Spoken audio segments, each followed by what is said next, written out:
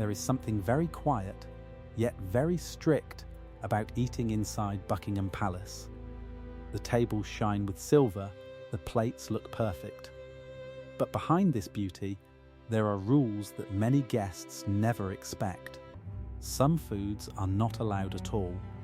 Some habits are quietly watched. Even something as simple as garlic can become a problem. Imagine being invited to the palace, dressed in your best clothes, feeling both proud and nervous.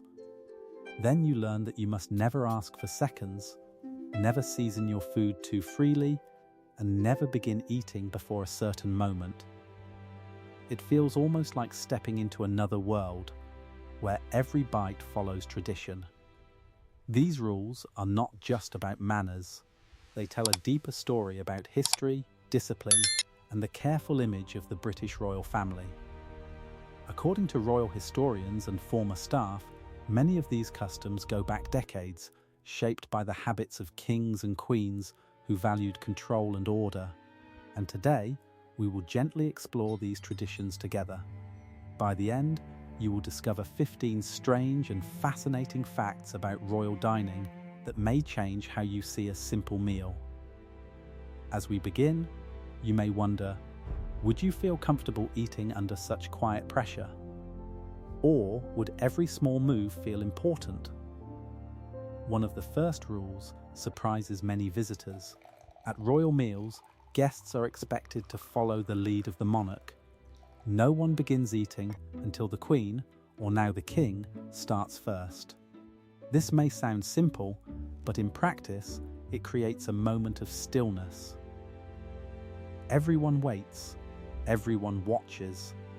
Only when the monarch lifts their fork does the room gently come alive. This custom reflects a long tradition of respect. It reminds guests that they are part of something much larger than themselves. If you have ever waited for someone important before starting your meal, you may understand the feeling, though at the palace, it is far more formal. If you enjoy learning about traditions like this, you might consider subscribing to the channel. Many viewers share that these quiet details bring back memories of earlier times, when manners were taught with great care. Now, consider this. What happens if you are still hungry? At Buckingham Palace, asking for a second serving is not encouraged. The meal is carefully planned, and portions are designed to be enough, but not excessive. Taking more food can be seen as breaking the smooth flow of service. This rule is not about denying comfort, it is about balance and presentation.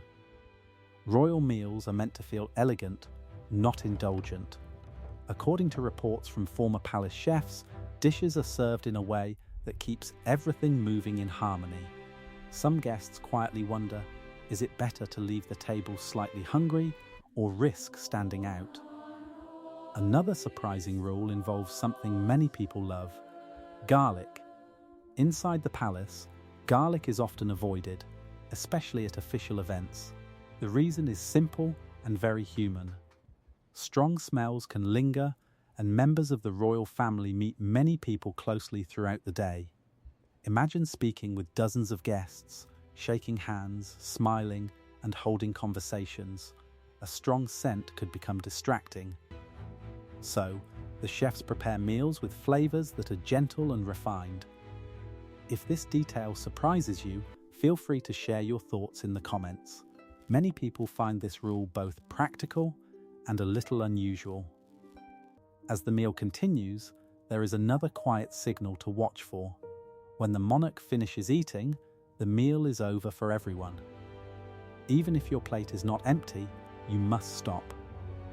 This can happen sooner than expected, as royal schedules are often very tight. This rule creates a sense of rhythm.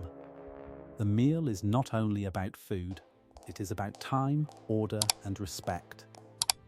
Guests quickly learn to eat at a steady pace, always aware of the monarch's movements.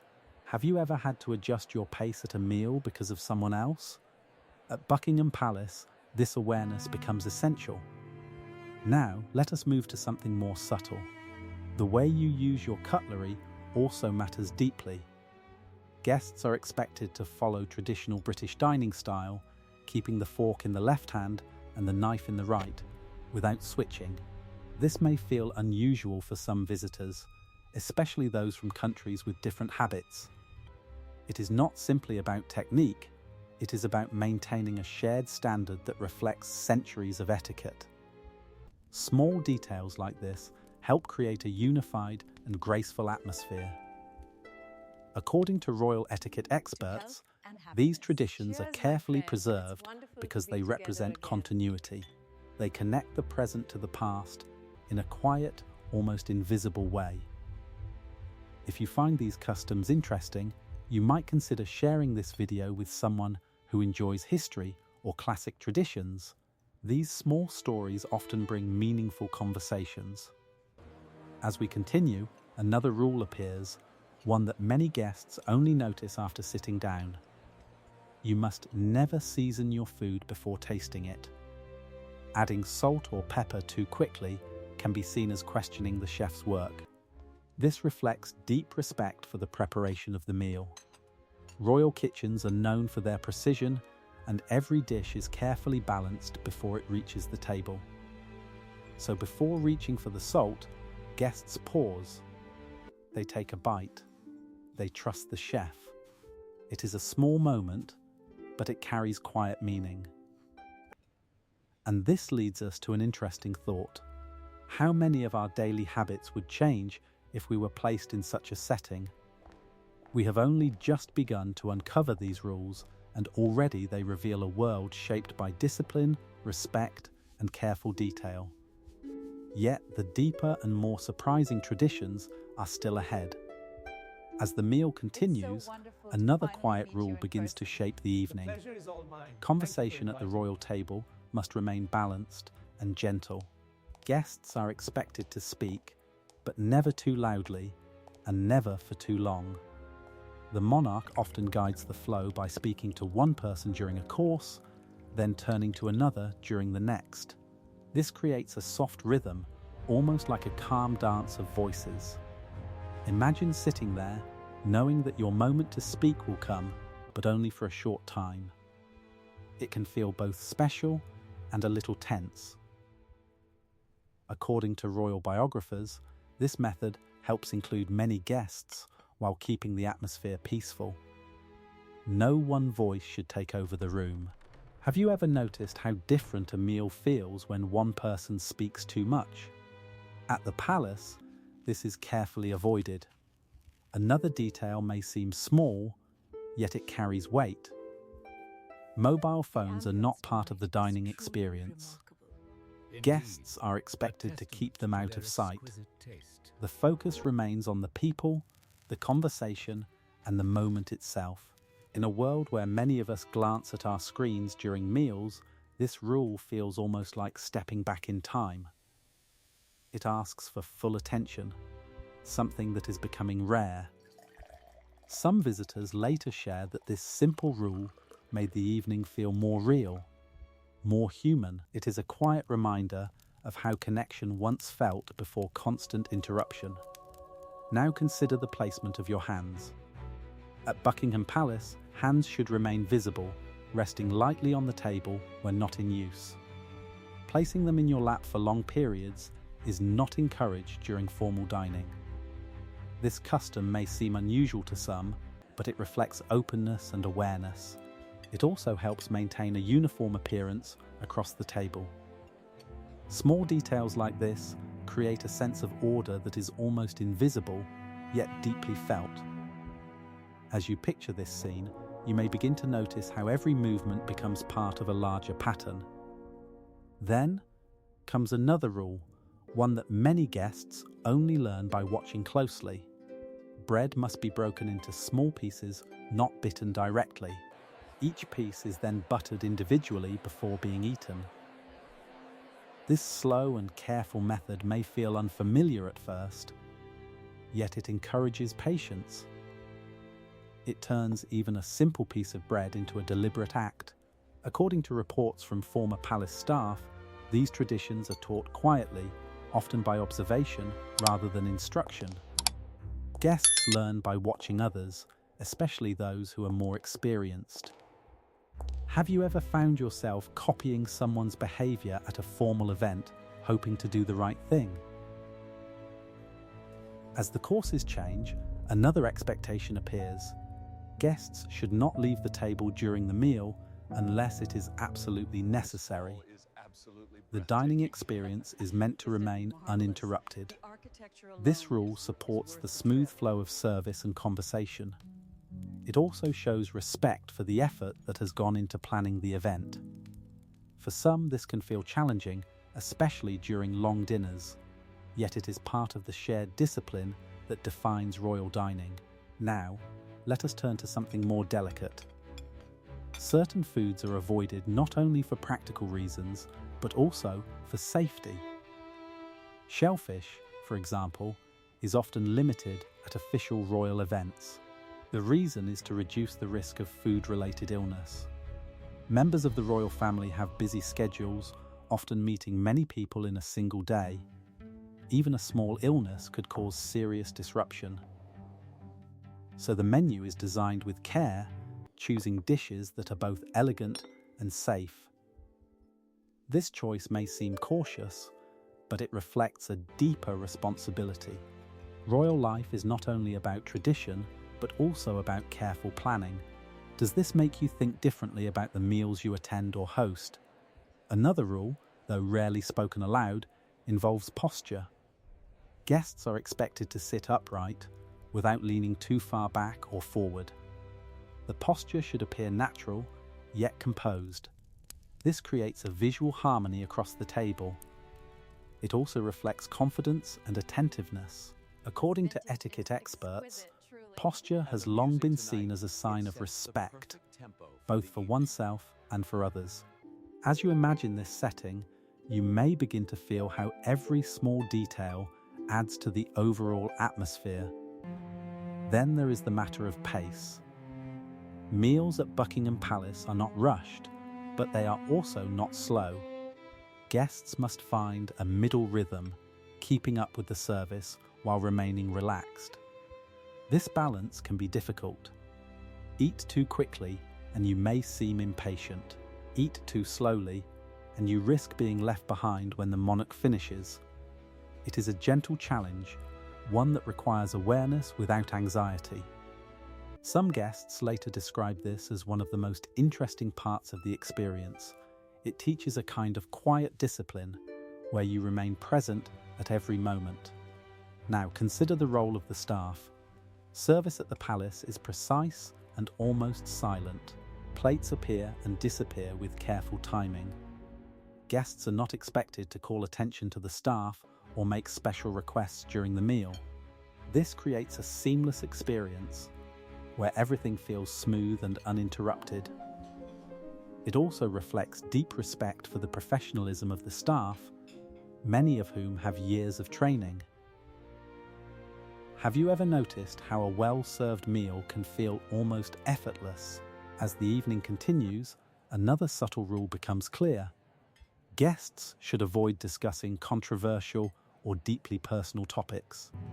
The conversation is meant to remain light, thoughtful, and inclusive.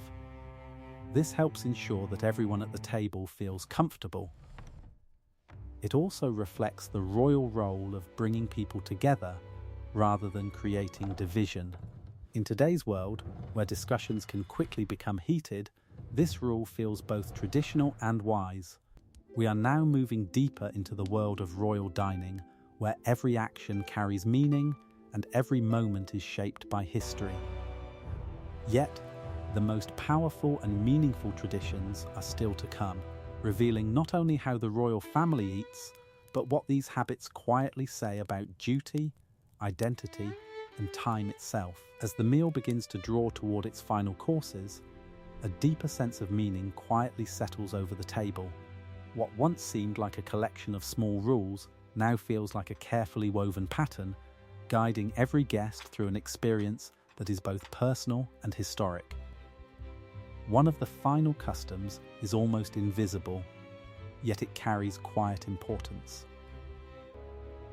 Guests are expected to follow the closing signals of the monarch just as carefully as they followed the beginning. When the final course ends and the monarch prepares to rise, everyone else follows. No one lingers, no one delays the moment. This gentle ending reflects something larger than the meal itself. It reminds each guest that they are part of a shared occasion, one that begins and ends together. Have you ever noticed how the end of a gathering can feel just as important as the beginning? There is also a quiet awareness of gratitude. While guests are not expected to openly praise each dish in great detail, a simple and sincere appreciation is always welcome. A kind word, a warm smile, or a respectful nod toward the host carries more meaning than long speeches. According to royal historians, this understated approach reflects a long-standing British value. Appreciation should feel natural, not excessive. It should come from a place of calm sincerity.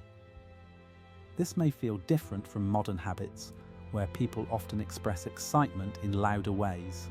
Yet within the palace walls, restraint is seen as a form of respect. Another important tradition involves the careful handling of napkins. At the start of the meal, the napkin is placed gently on the lap.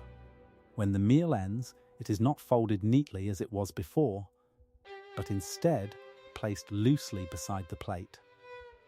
This small gesture signals that the meal has been completed. It also shows an understanding of the shared rhythm of the table. Such details may seem minor, yet they carry the weight of tradition. They connect each guest to countless meals that have taken place in the same rooms over many years. Now, let us pause for a moment and reflect on something deeper. Why do these rules still exist today? Some may think they are outdated, others may see them as unnecessary. But according to many royal experts, these customs serve a quiet purpose. They create stability in a world that is always changing. Inside Buckingham Palace, where history lives in every corner, these dining rules act like gentle anchors. They remind both the royal family and their guests of continuity, of something steady that remains even as time moves forward. This idea becomes even more meaningful when we consider the long reign of Queen Elizabeth II. During her time on the throne, she followed these traditions with great care. According to those who worked closely with her, she believed that small habits could reflect larger values, such as discipline, respect, and quiet strength. Her approach to dining was never about showing power. Instead, it was about creating an environment where everyone understood their place and felt part of a shared experience.